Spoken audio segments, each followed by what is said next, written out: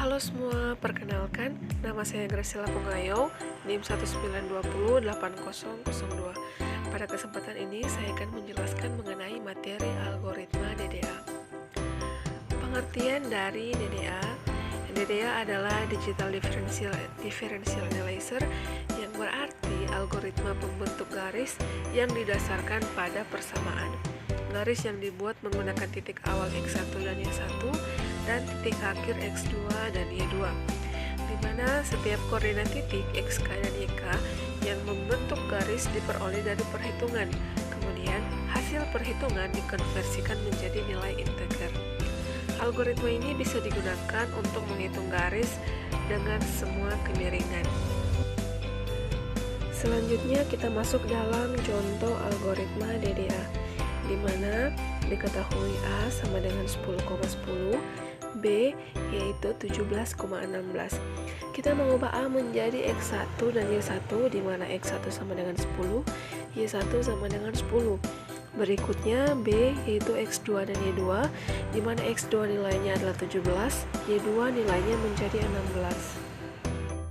Selanjutnya kita akan mencari nilai delta X dan delta Y, di mana kita menginisialkan delta X sama dengan dx, begitu juga dengan delta Y sama dengan dy. Untuk mendapatkan hasil dari nilai dx, kita harus mencarinya dengan X2 kurang X1, di mana X2 itu hasilnya 17, X1 10, sehingga 17 dikurangi 10 sama dengan 7. Jadi nilai dx-nya adalah 7.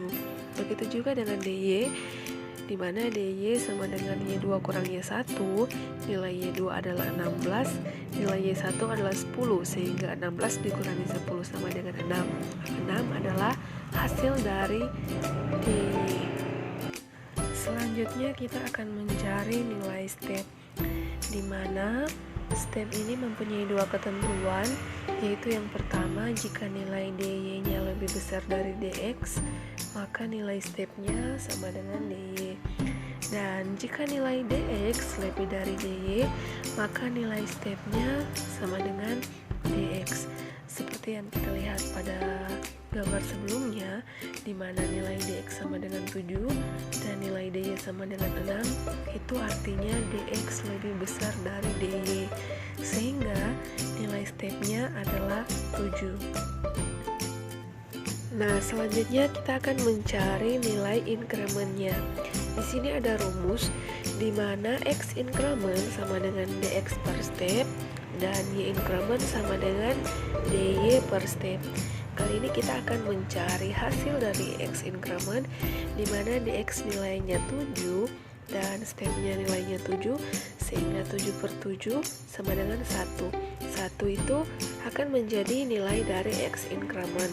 Selanjutnya y increment, di mana nilai dy-nya sama dengan 6, stepnya sama dengan 7, sehingga 6 per 7 hasilnya 0,85.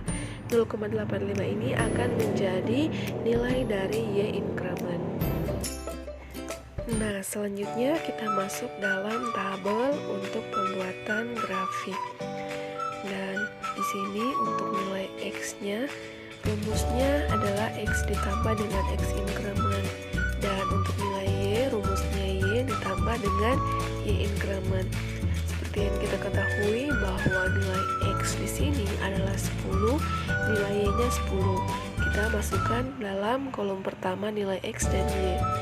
Dan untuk x incrementnya nilainya 1 dan y incrementnya nilainya 0,85. Lalu di sini di kolom kedua dari nilai x, kita akan menambahkan seperti yang tertulis pada rumus, di mana x ditambah dengan x increment. Jadi 10 ditambah dengan 1, jadi hasilnya 11. Begitu juga dengan di bawahnya, 11 tambah 1 12, 12 tambah 1 13, 13 tambah 1 14, 14 tambah 1 15, 15 tambah 1 itu 16, dan 16 tambah 1 itu 17. Itu nilai dari x. Selanjutnya nilai pada y, yaitu rumusnya y tambah y increment, di mana 10 ditambah dengan 0,85. Jadi hasilnya akan menjadi 10,85 ditambah lagi dengan 0,85 menjadi 11,70, ditambahkan lagi menjadi 12,5, lalu menjadi 13,40, menjadi 14,25, dan menjadi 15,10, dan menjadi nilai 16. Itu menjadi dari nilai Y.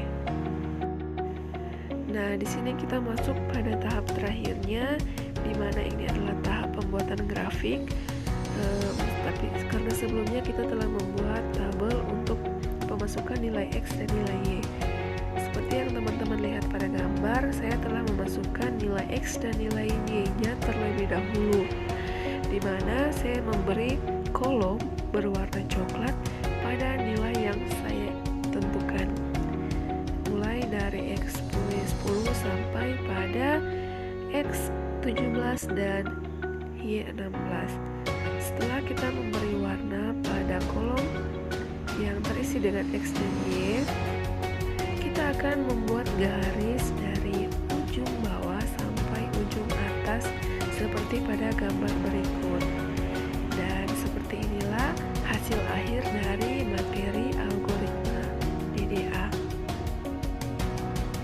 Dan kesimpulannya dalam materi ini yaitu panjang garis atau banyak piksel dalam garis lurus sangat berpengaruh terhadap perbandingan performance antara sebuah algoritma dengan algoritma yang lain.